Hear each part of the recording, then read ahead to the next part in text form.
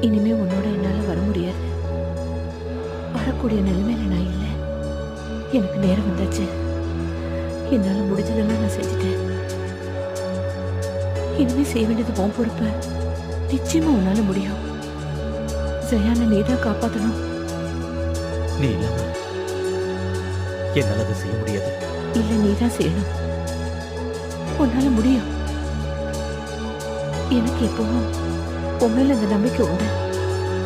ஆனா உயிர் பெரிய இந்த நேரத்துல என் கடைசி ஆசையை சொல்ல போறேன். ஜெயான் மக்களை எப்படியாவது காப்பாத்து.